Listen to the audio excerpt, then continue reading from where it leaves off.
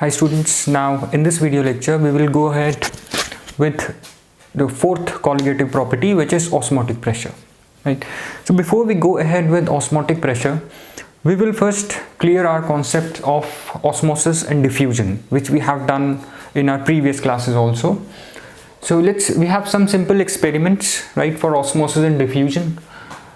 The first experiment will talk about diffusion. Here we have a container, right, and this container, this contains copper sulfate solution, right, and we know that the color of copper sulfate solution is blue due to copper ions, right. And what we will do is, from the sides of this container we will put water in the container, right, and when enough water is there in the container, you can see that the two solutions or the two liquids, copper sulfate solution and water, which is a solvent, can be easily seen as two separate layers, right. Now if this beaker or this container containing copper sulfate solution and water, right, and at present both the copper sulfate solution and water can be seen separated by a clear boundary. There is a layer, you can easily see there is a layer of copper sulfate and a layer of water, right. Now if this container is left for some days as it is, after some days you will see that the entire solution, there is no such layer, that can show you the different the copper layer, the copper sulfate solution and water as two separate layers. You will see that both the liquids has completely mixed into one another, right, to form a blue colored solution. This is a uniform blue colored solution. It's a one solution, a blue colored solution. Now what might have happened, that the two layers have disappeared and you got this a uniform blue solution of copper sulfate. What happens in such cases is, the copper sulfate solution, right, since the entire solution has become blue, and so this is clear that it is due to copper sulfate, because we know that copper ions are blue in color, and this copper sulfate consists of copper ions and sulfate ions, right. So what happens is, these copper ions and sulfate ions will slowly move into water molecules, right, into solvent, and solvent will also move into copper sulfate, right.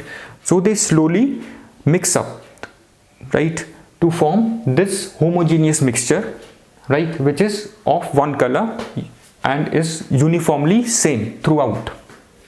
It's a homogeneous mixture, right. So this happened due to the movement of particles from copper sulfate into solvent and movement of solvent particles into copper sulfate solution. So this is known as this process, right, wherein solution from one particle is moving into another, right, this is known as diffusion, right. And we have already learnt about diffusion in gases, wherein if the two gases are allowed to mix, both the gases will mix completely, right, to form again a kind of a uniform homogeneous mixture of two gases. Same happens with liquids also, right. So diffusion, how we will define diffusion? The spontaneous mixing of the particles, right, of solute, here solute is copper sulfate, and the solvent present, that is water, to form a homogeneous mixture, right. Solution in the beaker becomes spontaneously blue. Here the solution has become spontaneously slowly blue after some days due to the particles of solute moving slowly into solvent and the molecules of solvent into copper sulfate, right. So movement of both the solutions into one another resulted into this uniform blue colored solution, and this intermixing of particles is known as diffusion, right. Now let's just change something in this container, right, where we have two layers of copper sulfate. One layer is of copper sulfate, other is of solvent water, right.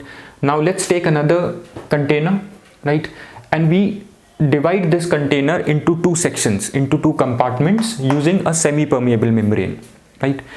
Semi-permeable membrane is a membrane that allow only solvent molecules to pass through it. It will not allow solute to pass through it. It won't allow solute particles to pass through it.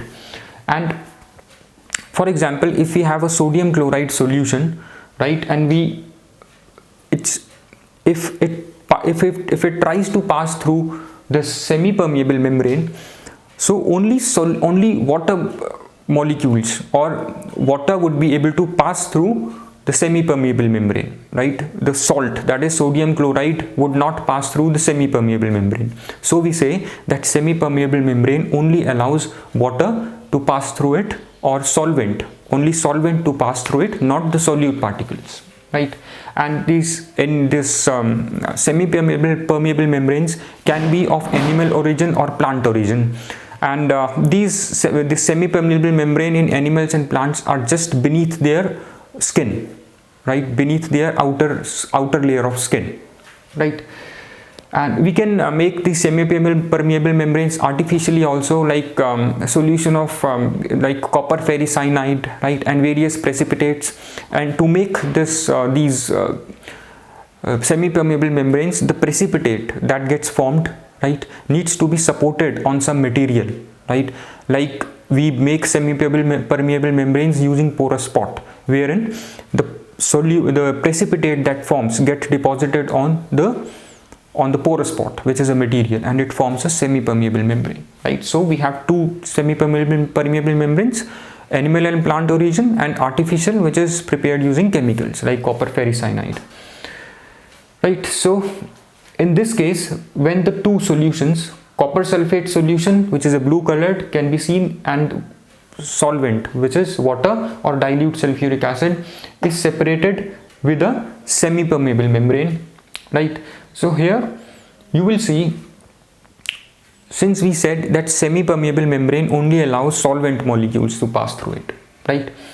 So after some time, right, after a period of time, you will see that the level of water in the copper sulfate solution will rise. In this compartment, you see that the level of water, or the level of solution on the side of copper sulfate will rise, right? And obviously this would have happened because the water from this compartment would have moved or flown, right, would have flown into this compartment of copper sulfate, right? And we know that here we have a semi-permeable membrane, and here we have a water, and semi-permeable membrane does allow water or solvent to pass through it, right? So solvent from here will pass into copper sulfate solution, right, resulting into the rise in the level of solution in copper sulfate compartments. So this occurred. So this kind of, and one thing, since I said that semi-permeable membrane will allow only solvent particles to pass through it, so we have solvent on both sides, on the copper sulfate side also and on the water side also. So solvent particles, or the solvent molecules, solvent is moving from copper sulfate to this compartment that contains water, and from this compartment that contains water into copper sulfate. So the movement of solvent particles or the solvent molecules is in both directions. But since we have more solvent on this side, on the water side, in this compartment, so net flow would be towards copper sulfate, right? So that is why the level of water rises there, right?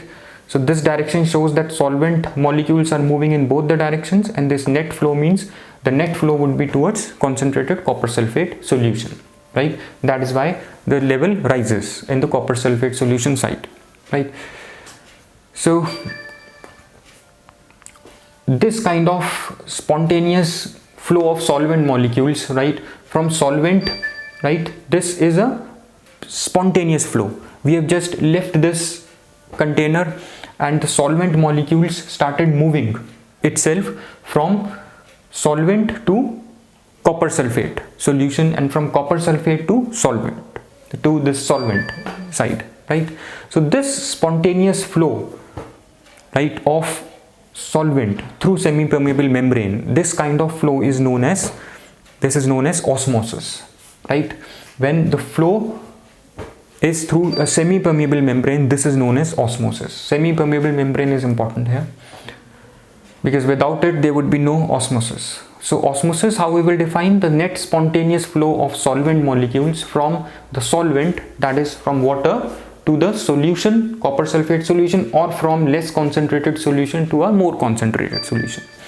So how we will understand less concentrated to more concentrated? Suppose we have a similar compartment, right, and we separate it with a semi-permeable membrane. Suppose we have taken here more concentrated, let's say it's a concentrated sodium chloride solution, and here we have dilute sodium chloride.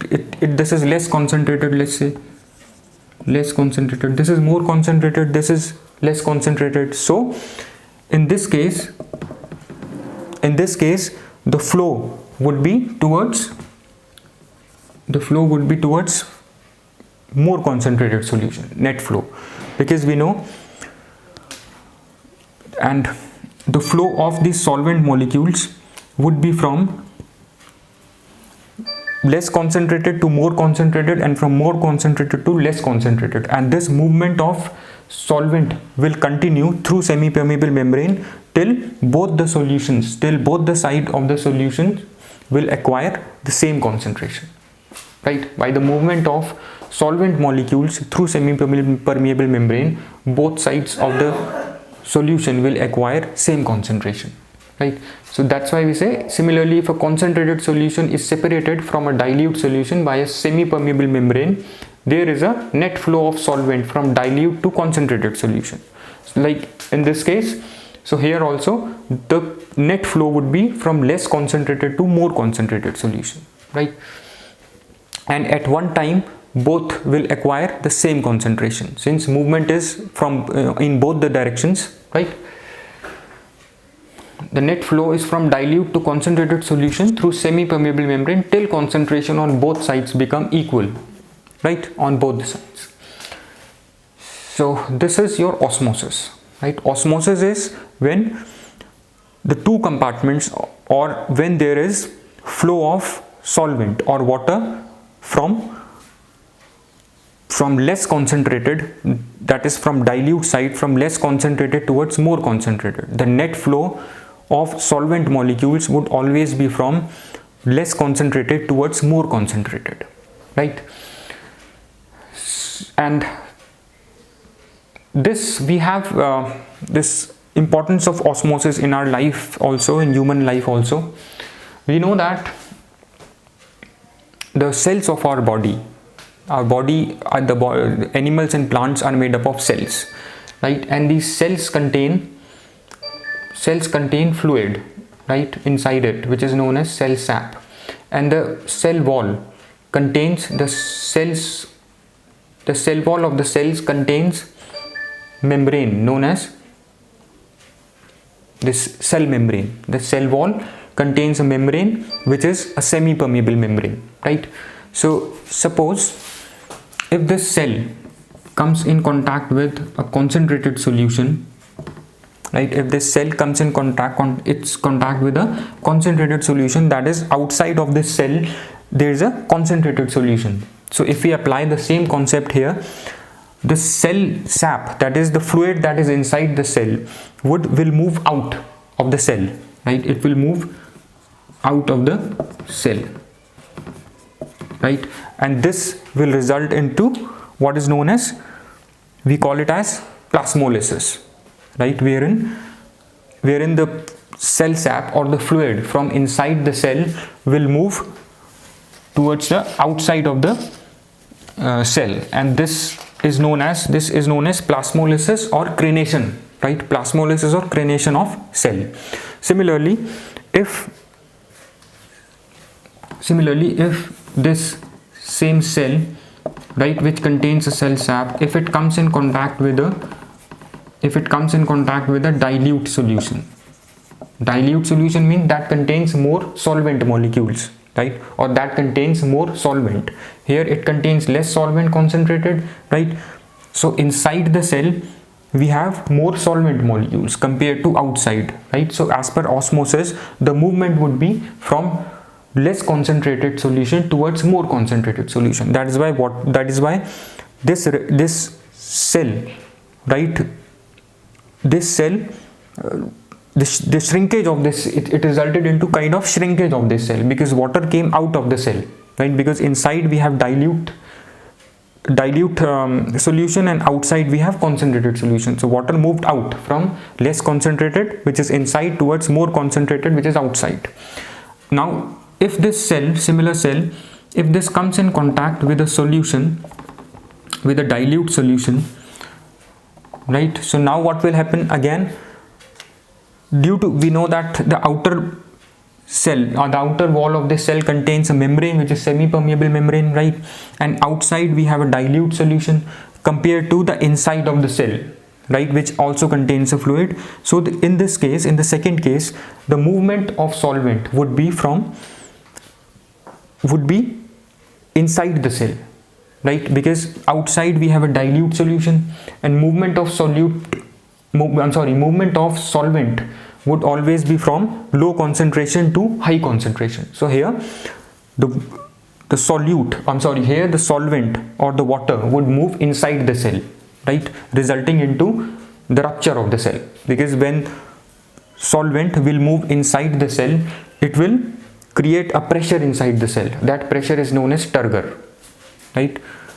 When pressure is inside, that pressure inside the cell is turgor, and it resulted into the rupture of the cell. When the solvent or water will move inside the cell, it will result into rupture of the cell, known as hemolysis.